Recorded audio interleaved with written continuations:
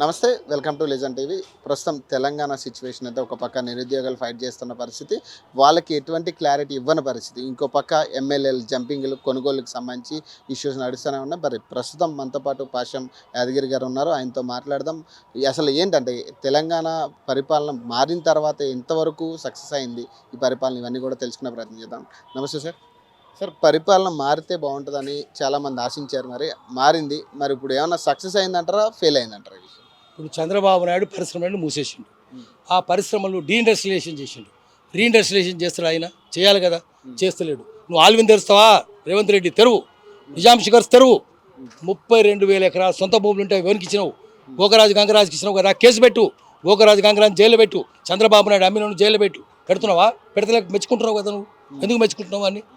అదేవిధంగా Azamabad industrial estate అమ్మింది ఎవరు? కొత్తూరు అమ్మింది ఎవరు? చెర్లపల్లి అమ్మింది ఎవరు? ఇండస్ట్రియల్ ఎస్టేట్స్ అన్ని అమ్మేసిండు కదా, రియల్ ఎస్టేట్ చేసిండు కదా, జూబ్లీస్ అంతా రియల్ ఎస్టేట్ చేసిండు కదా. మరి ఆస్తులు లాక్కుంటావా? లాక్కో నువ్వు. అదేవిధంగా ఆజం జాహి మిల్లు మరి తిరిగి తెరిపిస్తావా? ఆలిని తిరిగి తెరిపిస్తావా? ఇవి తిరిగి తెరిపించకుండా అవన్నింటిని మూసేసిన మెచ్చుకుంటున్నావు అంటే నువ్వు ఎటువంటి ముఖ్యమంత్రి? నువ్వు నీకు సోయుందా లేదా? ఇప్పుడు వాళ్ళ డీలింగ్ పెట్టుకున్నారు కదా మొన్న కూడా.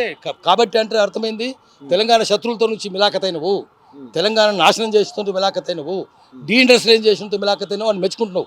18 గంటలు పనిచేసేది తెలంగాణ పరిశ్రమ మూసేసినందుకే, మూసేస్తందుకే చేసి ఉండొచ్చు. పైసలు లెక్క పెడుతుందికే కదా 18 గంటలు, ఇంకా దేనికన్నా కాదు కదా.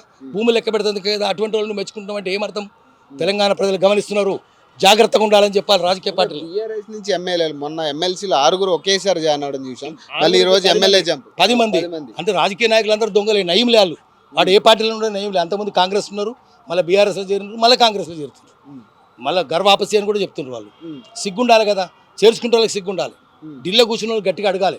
అందుకనే ప్రజలు కూడా ఇవన్నీ గమనిస్తున్నారు. చివరికి ఏమవుతుందంటే దొంగలకు అడ్డా ఏంటంటే, దొంగలు లంగల్ లఫంగలకు అడ్డా ఏంటంటే అది కాంగ్రెస్. ఇంతకుముందు దొంగలు లంగల్ లఫంగలకు అడ్డా అంటే బీఆర్ఎస్. ఇప్పుడు దొంగలు లంగల్ లఫంగలకు అడ్డా అంటే కాంగ్రెస్ అవుతుంది. దొంగలందరూ ఒక దగ్గరికి వస్తున్నారు. అప్పుడు అటు పోయినారు, ఇప్పుడు వచ్చిండ్రు. సేమ్ సిచ్యువేషన్ గత 10 సంవత్సరాల నుంచి ఏదైతే చూసినావు ఇప్పుడు అదే చూడాలి. అదే చూస్తుంది, ఎప్పుడైనా ఒకటే చూస్తుంది. పులి అప్పుడైనా మాంసారే, ఇప్పుడైనా మాంసారే. అప్పుడు అది బీఆర్ఎస్ పులి, ఇప్పుడు కాంగ్రెస్ పులి. ఏదైనా పులే కదా. పులి శాకాహారి అయితే కాదు కదా. శాకాహారి అయితే మనం నమ్మాలి. శాకాహారి కాదు, అది మాంసాహారే. మనిషి ఇటు జింకని తింటుంది, అక్కడ మేకని తింటుంది, అక్కడ ఆవుని తింటుంది, ఇక్కడ మనిషిని తింటుంది. మాంసాహారే. కాబట్టి రాజకీయ నాయకులు అట్లే ఉంటారు. ఇప్పుడు ప్రజా దర్బార్ అని పెట్టారు, మరి లక్షలాది అప్లికేషన్లు వస్తున్నాయి. మరి ఒక్కటి కూడా క్లారిఫికేషన్ అవ్వలేదని చెప్తున్నారు ఈరోజు బాధితులందరూ కూడా. మరి దీన్ని ఎట్లా చూడాలి? మరి ప్రజా దర్బార్ ఏదో సంఖ్యలు బద్దలు కొట్టడం ఏదో చెప్పారు కదా, మరి జరిగిందా?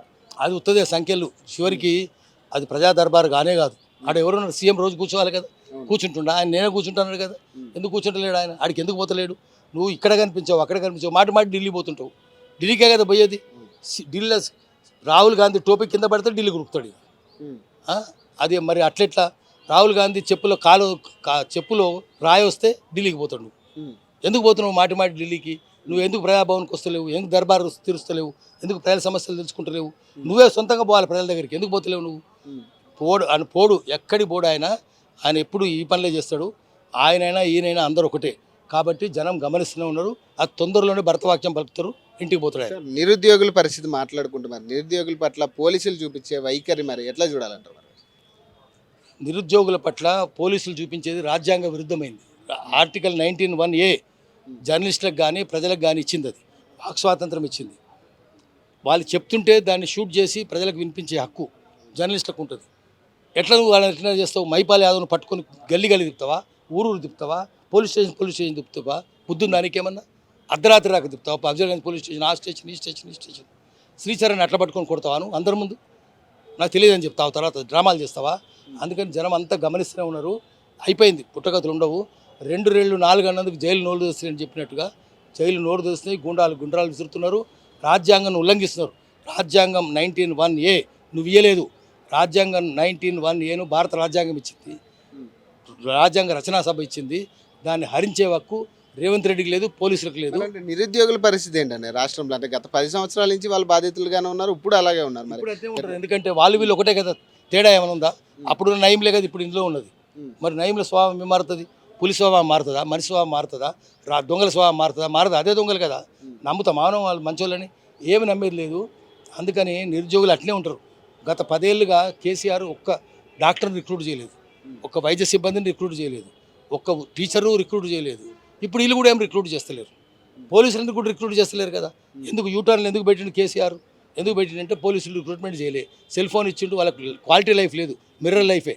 మిర్రర్ అంటే ఫోటోలు తీయాలి, ఖజానా నింపాలి, మిర్రర్ లైఫే కదా. పోలీసులను ఎప్పుడైనా ఇప్పుడు కూడా చూడండి, సెల్ ఫోన్ పట్టుకొని మిర్రరే అది పట్టుకొని తీస్తూనే ఉంటారు. మిర్రర్ లైఫే ఉంది వాళ్ళకు, క్వాలిటీ లైఫ్ లేదు, ప్రజలు చూడాలి లేదు.